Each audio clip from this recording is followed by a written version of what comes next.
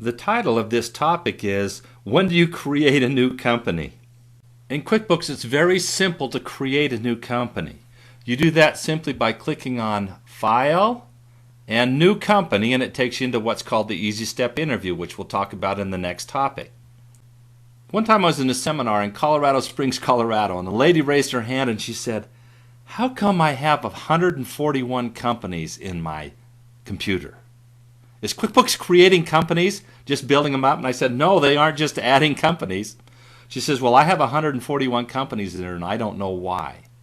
This was a 2-day seminar that I was teaching. She came back the next day and she said, "I found out what happened. It was my husband." Husbands, we're almost always the ones that are blamed for this, and frankly, they're usually right. What happened is that her husband, every time he added a new customer in, he clicked on New Company. It was a new company for him. And then he went through the Easy Step interview for all those companies. That's not when you create a new company. She was very thankful when we showed her how to delete those companies. And also how to set up passwords so her husband can be stopped from doing that in the future. When do you set up a new company in QuickBooks? But I want to tell you when to do it now.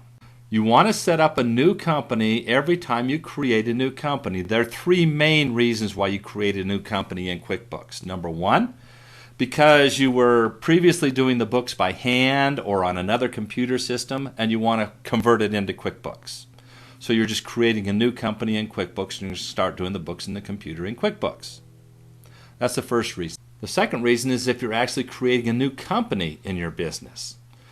You're starting a new company and you want to add that in there. You can have as many companies in QuickBooks as you want.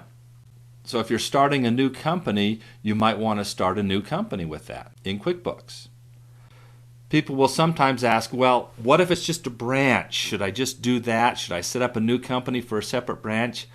Actually, the answer to that is typically no. You would want to set those up as classes, and we'll talk about classes later.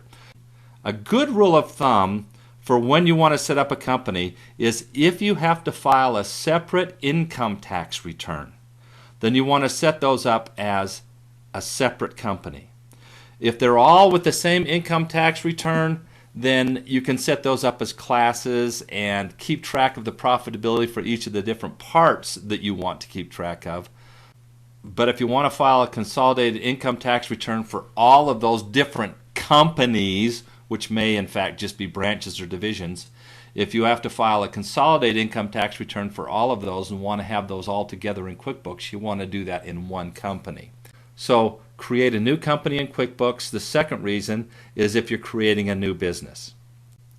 Another situation that goes along with this, if you have a company that is a sole proprietorship and you change the organization to a corporation, as far as the IRS is concerned, that is a different company.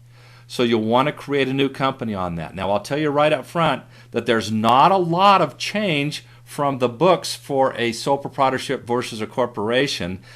It's just a matter of the ownership being changed, and you might need to talk to your accountant about how that needs to be recorded. The third reason that you may want to start a new company in QuickBooks is because you have inherited a file from a previous bookkeeper that's totally beyond repair. Hopefully it's the file that's beyond repair and not the previous bookkeeper, but sometimes it is. Sometimes you might decide that you're better off just to go ahead and start over from scratch. I'll tell you right now, in most cases you don't have to do that, but you can start over from scratch, and we'll show you a couple of things later on that may help that starting over from scratch work a little bit better. But those are the 3 main reasons why you would start a new company. And to do that, you'll go into the options that we talk about in the next topics.